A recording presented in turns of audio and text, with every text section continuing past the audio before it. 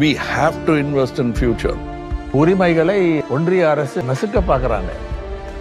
The whole cadre feels that ஒவ்வொரு தனிநபர் நலன்களிலும் அக்கறை செலுத்தக்கூடிய என்ன கேட்குறாங்க, நீங்கள் அவங்கள விமர்சிச்சீங்க, இப்போ அவங்க கூட இருக்கீங்க.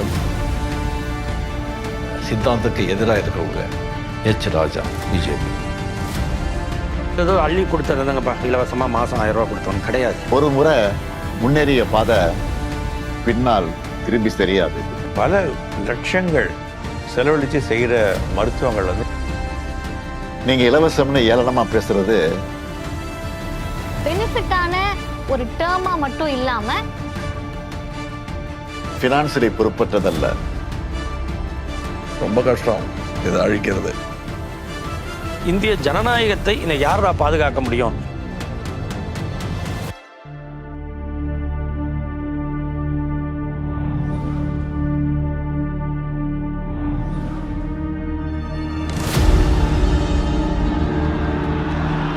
இந்த மண் எப்பவும் போராடிட்டே தான் இருந்திருக்கிறது. சுயமரியாதைக்காக போராடியது, சமத்துவத்துக்காக போராடியது, சமூக நீதிக்காக போராடியது, சுயாட்சிக்காக போராடியது. இந்த தருணத்தில் ஒரு இளைஞர் முன் வந்தார். மக்களுக்காக, மண்ணுக்காக, மொழிக்காக மாற்றத்தை உருவாக்க விரும்பிய ஒரு இளைஞர். அரசு ஜனநாயகத்தையே நிறுத்தி எதிர்ப்பின் குரலை மௌனமாக்கிய எமர்ஜென்சி காலத்தில் மிசா சட்டத்தின் கீழ் அவர் சிறைக்குள் தள்ளப்பட்டார். ஆனால் பிளாக் 9 அமைதியில் அந்த இளம் 20 வயது ஸ்டாலின் உடைக்கப்படவில்லை, வடிக்கப்பட்டார். அன்று முதல் படிப்படியாய் படிப்படியாய் மக்களுக்காய் உழைத்தார். இந்த மண்ணுக்காய் வியர்த்தார். 50 வருடங்கள் பொறுமை, விடாமுயற்சி, அனுபவம். இறுதியாக மக்கள் அவரை அழைத்தனர்.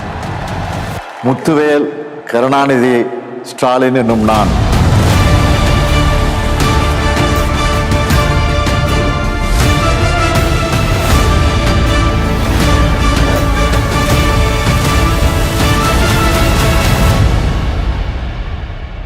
தமிழ்நாட்டின் முதலமைச்சர்.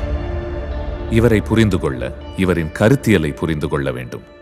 இவரின் கருத்தியல் திராவிட மாடல். இது எல்லாருக்கும் எல்லாம் என்ற இலக்கை அடைய எடுக்கிற சின்ன சின்ன படிகள். இது வெறும் நிகழ்வல்ல, ஒரு தொடர்ச்சி, ஒரு நடைமுறை, ஒரு பயணம். திராவிடியன் மாடல் என்பது சமத்துவம் என்கிற கோட்பாட்டை அடிப்படையாக கொண்டது. நீ என்ன சொல்லி ஸ்கூலுக்குள்ள வரக்கூடாது, தெருவுக்குள்ள வரக்கூடாது, கோவிலுக்குள்ள வரக்கூடாதுன்னு சொன்னியோ அத்தனையும் உடைச்சதுக்கு பேர் தான் திராவிடம். படிக்க வழி இல்லாமல் இருந்த என் தோழன், என் தம்பி, என் மகன் இன்று படிக்கிறான். ஆனால் இன்று நாம் வாழும் வாழ்க்கை இன்னும் நேற்று இருந்ததை விட சிறப்பாக இருக்கிறது. அதுதான் இப்போ எல்லா சமூகமும் படிக்க முடியும், எல்லாருக்குமான கல்வி வாய்ப்பு இருக்கும், அதுக்கு தகுந்த மாதிரி கல்வி கட்டமைப்பும் இருக்கும். அந்த சூழலை உருவாக்கி இருக்கிறோம்ல, இதுதான் எல்லாருக்கும் எல்லாம். அனைத்து பாகுபாடுகளையும் களைந்து எல்லா தரப்பு மக்களும் சமமான வாய்ப்புகளை பெறவும் வளர்ச்சியை பெறவும் இந்த அரசு திராவிட முன்மாதிரி அரசு என்று பிரகடனம் செய்திருக்கிறார். பெனிஃபிட்டான ஒரு டேர்மா மட்டும் இல்லாம கருத்தியல் ரீதியான ஒரு சொல் இது. அந்த சொல்லை நாங்கெல்லாம் இன்னைக்கு சொல்லிக்கிட்டே இருக்கோம், திரும்ப சொல்லிக்கிட்டே இருக்கோம்னா அதுக்கான கட்ஸ் வந்து சிஎம் கிட்ட இருந்து வருது. இதோட அடிப்படை லாஜிக் எளிமையானது.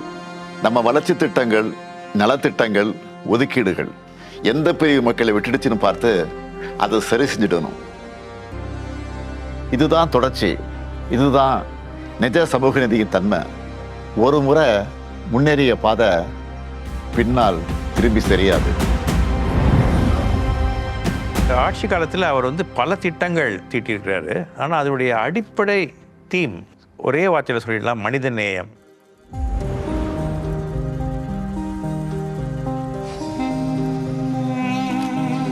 அரசு பள்ளி மாணவர்களுக்கு இனிமேல் காலை நேரத்தில் சிற்றுண்டி வழங்கப்படும். எங்க அம்மா சொல்றாங்க ஸ்கூல்ல டிஃபன் போட்டதுல இருந்து நான் அதுக்காகவே படிக்க வரேன்னு.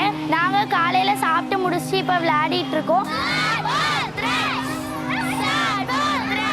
விளையாடி முடிச்சு படிக்க போவோம். இந்த காலை உணவு தான் மூளைக்கு உண்டான ஒரு ஃபியூவல், எரிபொருள்.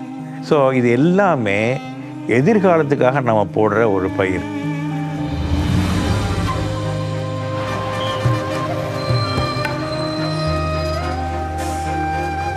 முன்னெல்லாம் நடந்தே போகணும், இல்லைன்னா விட்டுடணும், இல்லைன்னா வண்டியில் போகணும். வண்டியில் போனால் செலவு தானேங்க. ஆனால் இந்த கட்டணமில்லா பேருந்து வந்ததுலேருந்து நாங்கள் பாட்டுன்னு பேங்க்குக்கு போகிறோம், கோயிலுக்கு போகிறோம், மார்க்கெட் போகிறோம். ஏதோ ரெக்க முளைச்ச மாதிரி இருக்குங்க. நாங்கள் வந்து மாலை கடை வச்சுருக்கோம். அதுக்கு பூ வாங்கிறதுக்கு டெய்லி மார்க்கெட்டுக்கு போகிறோம் நாங்கள். இப்போ இந்த விடியல் பயணம் மூலம் அந்த பணம் வந்து மிச்சமாகுது. அவர்கள் சுதந்திரமாக பல்வேறு பணிகளுக்காக, காரியங்களுக்காக வெளியே பயணிப்பது தடையின்றி இன்றைக்கு வளர்ந்திருக்கிறது. ஆகவே இந்த விடியல் பயணம் என்பது ஒரு புரட்சிகரமான திட்டம். இன்னைக்கு கொண்டு வரக்கூடிய ஸ்கீம்னால 20 வருஷம் கழிச்சு பார்க்குறப்ப தமிழ்நாடு இந்த அளவுக்கு முன்னேறி இருக்கணும்ன்ற விஷனோட, ஒரு தொலைநோக்கோட ஒரு ஸ்கீமையும் கொண்டு வராங்க.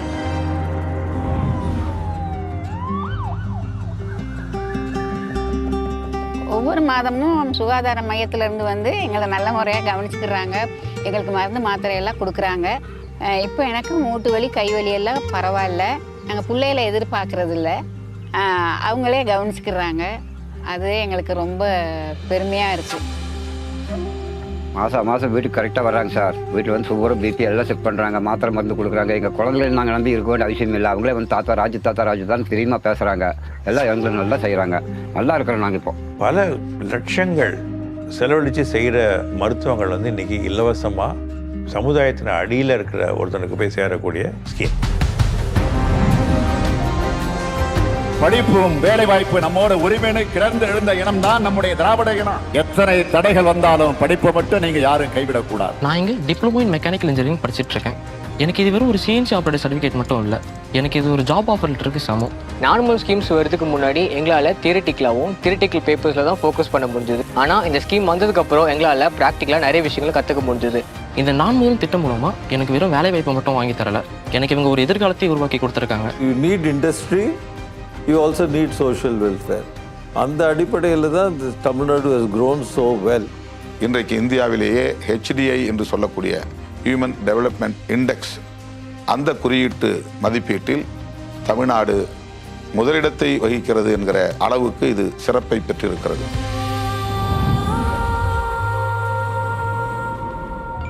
உன் கனவுகளுக்காக, உன் எதிர்காலத்துக்காக நன்றாக படி. இது வெறும் என்னோட பாக்கெட் மணி இல்லை, என்னோட ஆன்லைன் ஃபீஸ்க்கான ஒரு டேட்டா பேக்கு. இனி எங்கள் அப்பாவுக்கு ஃபீஸை பற்றின கவலை எதுவுமே இல்லை. இந்த 1000 rupees கிரெடிட் ஆகிறத பார்க்கும்போது எனக்கு என்ன தோணுதுன்னா, ஸ்டாலின் அப்பாவை வந்து நீ படிக்கணும் முத்துலட்சுமி அப்படின்னு சொல்கிற மாதிரி இருக்குது. இன்னைக்கு ஒரு புதுமை பெண் திட்டம் மூலமாக ஒரு மாணவிக்கு 1000 ரூபாய் கொடுக்குறாங்க அப்படின்னா, அது ஏதோ அள்ளி கொடுத்ததாங்கப்பா இலவசமாக மாதம் 1000 ரூபா கொடுத்தோன்னு கிடையாது. அது கல்விக்கான முதலீடு, அந்த மாணவியின் மீது அரசு செய்கிற முதலீடு.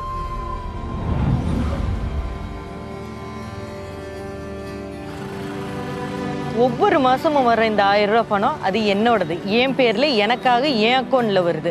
அதை வச்சு என் குழந்தைங்களுக்கு நோட் புக் வாங்கலாம், எங்கள் அம்மாவுக்கு மருந்து வாங்குறேன், இந்த மாதத்துக்கான காய்கறி கூட வாங்கியிருக்கிறேன். யாரையும் எஞ்சி நிற்க வேணாம், நிமிர்ந்து நிற்கிறேன். மகளிருக்கான உரிமையை கொடுக்கணும், அவங்க உழைப்பு அங்கீகரிக்கணும். உருவாக்கின திட்டம் தான் இந்த கலைஞர் மகளிர் உரிமை திட்டம். இப்போ இது ஜஸ்ட் 1000, வெறும் 1000 ரூபாய் கிடையாது. பக்கத்து வீட்டில் போய் 1000 ரூபாய் கடன் கேட்கறத விட ஒரு அரசு என்னோட வரி பணத்தை திரும்ப எனக்கு கொடுக்கறதுன்றது என்னோட சுயமரியாதை, என்னோட செல்ஃப் ரெஸ்பெக்ட். அடுத்த திராவிட மாடல் 2.0 ஆட்சி காலத்தில் உங்களுடைய உரிமை தொகை 2000 ரூபாயாக உயர்த்தி வழங்கப்படும்.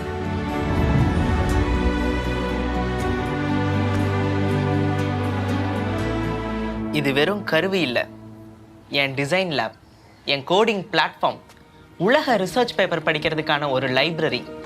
முதல்வர் எனக்கு ஒரு லேப்டாப் மட்டும் தரலைங்க, இந்த உலகத்தையே என் கையில் கொடுத்துருக்காரு. முதல்ல வந்து we need people with knowledge and skill. So எஜுகேஷனில் ஈக்குவல் ஆப்பர்ச்சுனிட்டி ப்ரொவைட் பண்ணி ஆன் சோஷியல் எக்விட்டி பேசிஸ் எல்லாருக்கும் வாய்ப்பு கிடைக்கிறாப்புல பின்தங்கியோர் ஒருவருமே இருக்கக்கூடாதுங்கிற அடிப்படையில் I think we have worked to make sure that everybody in Tamil Nadu has education and skill. அது பேரறிஞர் அண்ணாவா இருக்கட்டும், கலைஞராக இருக்கட்டும், இன்னைக்கு சிஎம்மா இருக்கட்டும், இவங்களுடைய திட்டங்களால், சட்டங்களால் பயன் பெறாதவர்கள் அப்படின்னு நீங்க தமிழ்நாட்டில் லிஸ்ட் எடுக்க முடியாது ஒரு குடும்பத்தை. இத பத்தி ஒரு விமர்சனமும் இருக்கு. ஃப்ரீபி கல்ச்சர் ஃபைனான்ஷியலி irresponsible அப்படின்னு சொல்லப்படுது. நீங்க இலவசம்னு ஏளனமா பேசுறது அது நேரம், அது கண்ணியம், அது வெகுஜனங்களோட வாழ்க்கை. இந்த புரிதல் புதிதல்ல. 100 ஆண்டுக்கு மேல ஜஸ்டிஸ் கட்சி காலத்திலிருந்து தொடர்ச்சியா திராவிட அரசு ஒரு விஷயத்துல கவனம் செலுத்தி இருக்கு, ஹியூமன் கேபிட்டல். சிலர் தூரத்திலிருந்து இலவச வளங்கள் நடக்கிறத நாங்க களத்தில் நின்று மனித முதலீடு நினைக்கிறோம். ஒரு தாய்க்கு 1000 ரூபாய்ங்கிறது குடும்ப நிலைத்தன்மைக்கு முதலீடு. கட்டணமில்லா விடியல் பேருந்து பயணம் பெண்கள் பங்களிப்புக்கான முதலீடு. காலை உணவு சிறுவர் அறிவாற்றலுக்கான முதலீடு. இது ஒன்றும் ஃபினான்சியலை பொறுப்பற்றதல்ல, சமூக நிதியின் பரிமாற்றம். இவை ஏழை நடுத்தர நலன் கருதிய திராவிட மாடலின் அத்தியாவசிய பேரம் பேச முடியாத கட்டமைப்பு. we have to invest in future. அதை முதல்ல தெரிந்து கொண்டவர்கள் உயர்ந்த கட்சியாக திகழ்வார்கள். தமிழ்நாடு மட்டும்தான் க்ரோத்தையும் வெல்ஃபேரையும் 2 கண்களாக பார்க்குது. வெல்ஃபேர் இருந்தால் தான் க்ரோத் இருக்கும், க்ரோத் இருந்தால் தான் வெல்ஃபேருக்கான இன்வெஸ்ட்மெண்ட்ஸ் இங்கே வரும். இந்த திட்டங்கள் எல்லாம் அடுத்து வருகிற தேர்தலுக்கான அறிவிப்பு அல்ல, அடுத்து வருகிற தலைமுறையினரின் நலன்களுக்கான அறிவிப்பு. இந்த ஆட்சி முறை ஒரு வகையில் ஒன்றிய அரசோட அதிகரித்து வரும் மோதல்களுக்கும் காரணமாக இருந்திருக்கிறது. நம்ம உரிமைக்காக, நம்ம நிதிக்காக, நம்ம அதிகாரத்துக்காக நாம் போராடி தான் ஆகணும். தமிழ்நாடு போராடியது, தமிழ்நாடு போராடும், தமிழ்நாடு வெல்லும். நான் கலைஞருடைய மகன். இந்த சலசலப்புக்கெல்லாம் நான் அஞ்சி ஒடுங்கிட மாட்டேன். மிஸ்ஸாவையே பார்த்தவன், இந்த எமர்ஜென்சியை பார்த்தவன் தான் இந்த ஸ்டாலின். நீங்க எத்தனை முறை வந்தாலும், எத்தனை துரோகிகள், அடிமைகள், அரசிகள், கோமாளிகள், கொலைகள் துணைக்கு அழைச்சிக்கிட்டு வந்தாலும் உங்களால தமிழ்நாட்டை வீழ்த்த முடியாது. இந்த மாடல் ஒன்றும் ஒரு ஆய்வுக்கூடத்தில் கட்டப்படலை, அது ஒரு போர்க்களத்தில் கட்டப்பட்டது. நம்ம உரிமையை காத்துக்கொண்டே ஒவ்வொரு செங்கலா கட்டப்பட்டது.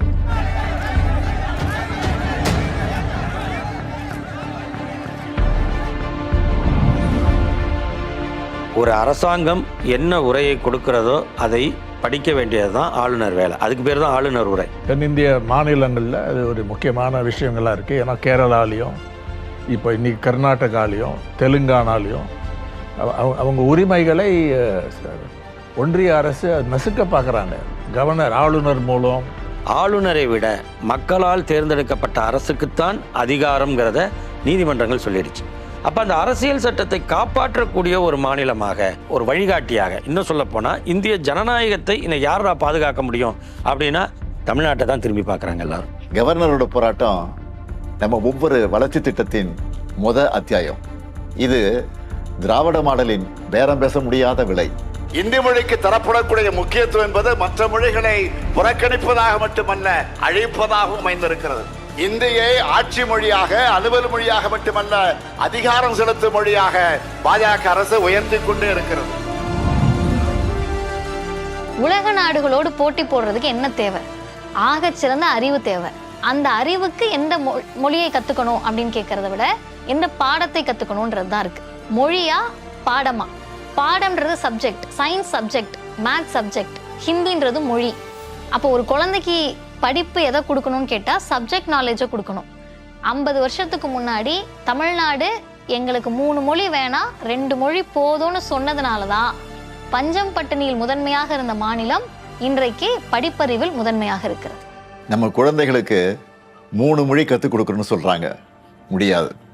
நம்ம 2ஐ பாதுகாப்போம், தமிழ் மற்றும் ஆங்கிலம். இதில் எந்த மாற்றமும் இல்லை. நம் தாய்மொழி நம் ஆன்மா, ஆங்கிலம் உலகிற்கான நம்முடைய ஜன்னல். 2ஐயும் நாங்கள் பாதுகாப்போம்.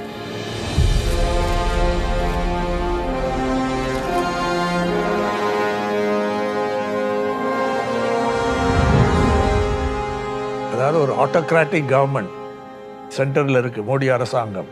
அதோட எப்படி உறவு நடத்துறது, எந்த விஷயங்களில் அவங்களோட ஒத்துழைப்பு கொடுப்பது, எதில் எதிர்க்க வேண்டும், you have to pick your battles என்று சொல்வார்கள். நம்ம கான்ஸ்டியூஷன்லேயே முதல்ல சொல்லப்படுற ஒரு விஷயம் வந்து India is a union of states. அனைத்து மாநிலங்களும் சுயாட்சியை பெற்றவையாக இருக்க வேண்டும். அனைத்து மாநிலங்களும் இணைந்து நடத்தும் கூட்டாட்சி அரசாக ஒன்றிய அரசு செயல்பட வேண்டும். CM Stalin and I, along with other southern leaders, are asserting that fairness is not a regional demand, but a constitutional imperative. Double engine சொல்லி வடமாநில மக்களை ஏமாற்றி அவங்க வாழ்வாதாரத்தை அழிக்கிற உங்க டப்பா இன்ஜின் தமிழ்நாட்டில் ஓடவே ஓடாது. அதாவது சென்ட்ரல்லையும் யூனியன்லேயும் வந்து பிஜேபி, ஸ்டேட்லேயும் பிஜேபி. ஆனால் நாம் போகிற ஃபாஸ்ட்டாக அவங்களால போக முடியல. நம்ம அடைஞ்சிருக்கிற வளர்ச்சியை அவங்க அடைய முடியல. ஆளுநர்கள் மூலமாக மாநில அரசுகள் செயல்படாமல் தடுக்கும் நிலையில் இந்தி திணிப்பின் மூலமாக, நிதி நெருக்கடிகளின் மூலமாக, தொகுதி மறுவரை என்ற சதியால், ஜிஎஸ்டியால் தமிழ்நாடு அனுபவித்து வரும் நெருக்கடிகளிலிருந்து மீள ஒரே மருந்து மாநில சுயாட்சி தான். நாம் தான் இதை செய்ய வேண்டும். நம்மை விட்டால் இதை செய்ய யாரும் இல்லை.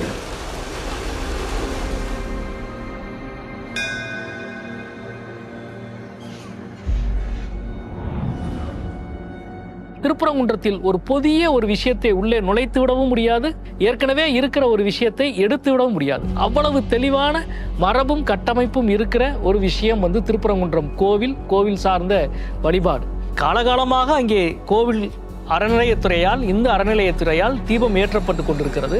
மக்கள் வழிபாடு நடத்தி கொண்டிருக்கிறார்கள். இப்பொழுது புதிதாக ஒரு இடத்தில் தீபம் ஏற்ற வேண்டும் என்று ஒரு பிரச்சனையை கிளப்பி அது நீதிமன்றத்தின் வாயிலாக ஒரு தீர்ப்பாக வருகிறது. 2019ஆம் ஆண்டு பாபர் மசூதி ராமஜன்ம பூமி வழக்கில் உச்சநீதிமன்றம் தீர்ப்பு வழங்கியதுக்கு பிறகு அதே போன்ற ஒரு மாதிரியில், ஒரு பேட்டர்னில் இந்தியா முழுக்க பல வழக்குகள் தாக்கல் செய்யப்படுகிறது. இவை அனைத்தும் ஒரே மாதிரி தான். அதாவது அவர்களுக்கு ஒரு நம்பிக்கை இருக்கும், ஒரு கதை இருக்கும்.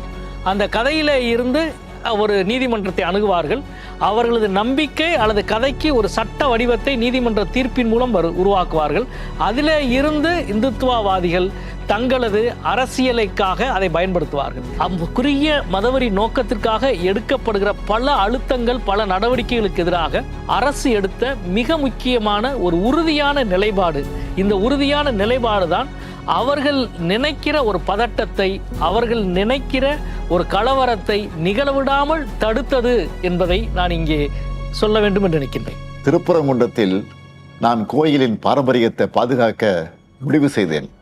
ஆனால் அது ஒரு மத தலைவராக அல்ல, ஒரு முதல்வராக.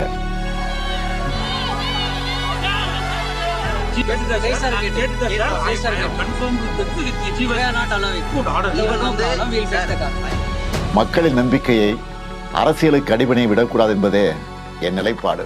இந்த சமத்துவத்தை, இந்த அமைதியை நிலைநிறுத்துவதற்கு மிக உறுதியான அரசியல் நிலைப்பாட்டை எடுத்தது தமிழக அரசும் மாண்புமிகு தமிழக முதல்வர் அவர்களும்.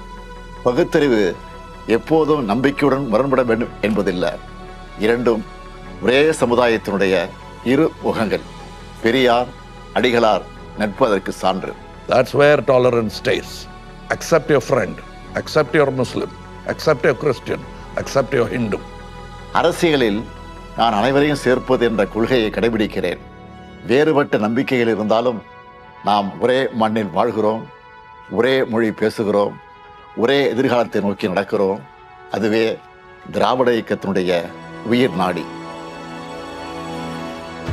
இது வந்து பெரியாரோட ஸ்டைலோட கார்பன் காப்பி இல்லை, அண்ணாவோட ஸ்டைலோட கார்பன் காப்பி இல்லை. ரொம்ப முக்கியமாக பார்த்தா கலைஞர், லாங்கஸ்ட் சர்விங் லீடர், அவருடைய ஸ்டைல் டோட்டலி டிஃப்ரெண்ட். இது டோட்டலி டிஃப்ரெண்ட். என் தந்தை கலைஞர் ஒரு மாபெரும் ஆளுமை, சொற்களின் மாமேதை, மக்களின் கவிஞர்.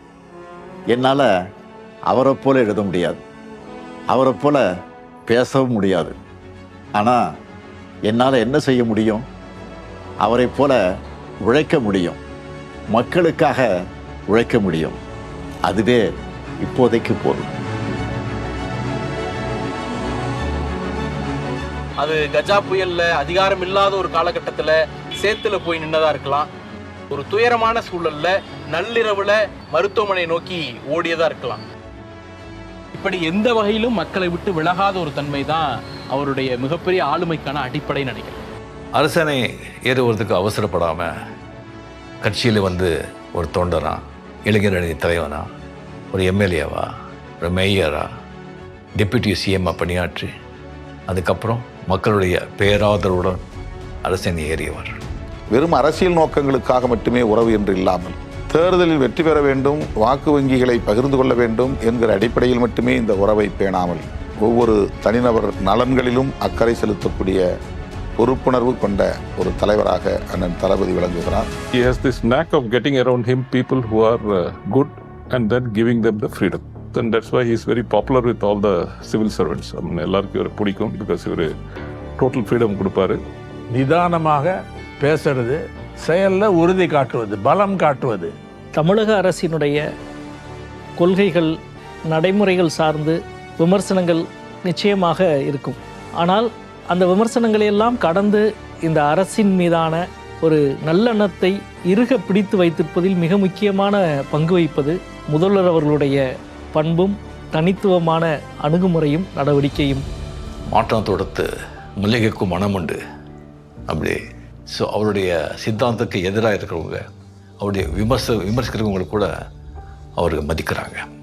அதுக்கு உதாரணம், அதுக்கு சமீபத்தில் வந்து எச் ராஜா பிஜேபி, அவர் ஸ்டாலின் சார் வந்து எப்படியெல்லாம் விமர்சிச்சிருக்காருன்னு சொல்லி எல்லாருக்குமே தெரியும். அப்படி இருந்து கூட அவர் உடம்பு சரியில்லாமல் ஹாஸ்பிட்டல் இருக்கும்போது அவர் போய் நடந்து விசாரித்தார். இதெல்லாம் வந்து ஒரு தலைவனுக்கான ஒரு பண்பு, ஒரு கண்ணியமான ஒரு குணங்கள் அது அவர்கிட்ட இருக்கு. என்ன கேட்குறாங்க, நீங்கள் அவங்கள விமர்சிச்சிங்க, இப்போ அவங்க கூடயே இருக்கீங்க. விமர்சனம் தொடர்ந்து கொண்டே இருக்கும். நாளைக்கு அவங்க எலெக்ஷனில் ஜெயிச்சு வந்த பிறகு நான் மறுபடியும் இந்த விமர்சனம் தான் சொல்லி தானே ஆகணும். அதுதானே என் குரல், ஒரு சகோதரனின் குரல். எனக்கு வலிக்குதுங்கிறத நான் கவர்மெண்ட்டு சொல்லாமல் வேறு எங்கே சொல்வேன் நான்? அது தெரிந்தும் இந்த கோயிலேஷனில் எனக்கு கொடுக்கப்பட்டிருக்கும் மரியாதை தான் விமர்சனத்துக்கு கொடுக்க வேண்டிய மரியாதையை திராவிட முன்னேற்ற கழகம் உணர்ந்திருக்கிறது. தளபதி அவர்களை ஒரு 40 வருஷமாக தெரியும். It is not a relationship of a businessman to a politician. The whole cadre feels that he is their family member. நட்புக்கு எப்போவுமே மரியாதை கொடுப்பவர், நண்பர்களை மிகவும் மதிக்கிறவர். எனக்கு அவர்கிட்ட ரொம்ப பிடிச்சது ஒரு டிசிப்ளின். அதுக்கு மேலே வந்து ஒரு ஆட்டிடியூட் எனக்கு ரொம்ப பிடிச்சது. டிசிப்ளினை விட ஆட்டிடியூட் ரொம்ப முக்கியம். அது பொது வாழ்க்கையில் இருக்கும்போது அது ரொம்ப பிடிச்சது. ஒரு வசீகரமான ஒரு புன்னகை, அதுக்கு புன்னகைக்கு வந்து சொந்தக்காரர். சகோதரர் ஸ்டாலின்ங்கிறீங்களா, உங்களுக்கு அவருக்கு என்ன உறவு, கோத்திர பொருத்தம் என்னன்னு கேட்டிங்கன்னா நான் சொல்கிறேன். நாங்கள் 2 பேரும் டார்வின் கோத்திரஸ்ய, the survival of the fittest. அது எலெக்ஷன் பார்க்கறதில்ல, வருஷங்களை எண்ணி பாருங்கள். எங்கள் கோத்திரம் அதுதான், டார்வின் கோத்திரம். ரொம்ப கஷ்டம் இதை அழிக்கிறது. வெவ்வேறு கட்சிகளில் இருந்தாலும் நாங்கள் அந்த கோத்திரம் தான். We will survive and we will continue. அவர்கள் நம்மை சோதிக்கிறார்கள், நாம் வளர்ந்து விடுவோம் என்று. அவர்கள் நம்மை அழுத்துகிறார்கள், நாம் உடைந்து விடுவோம் என்று. கன்னியாகுமரி மண்ணிலிருந்து டெல்லியின் மாளிகை வரை இந்த செய்தி எதிரொலிக்கட்டும். நம் வேர்வையும் கண்ணீரையும் சிந்தி கட்டியிருக்கக்கூடிய இந்த திராவிட மாடல், நாம் அதை பாதுகாப்போம். நம்ம திட்டங்களால் மாற்றிய இந்த தமிழ் உயிர்கள், நாம் அவர்களை காப்போம். நம் இதயங்களை வைத்திருக்கக்கூடிய இந்த தமிழ் உணர்வு, நாம் அதை பாதுகாப்போம். இன்று மட்டுமல்ல, என்றென்றும் பாதுகாப்போம்.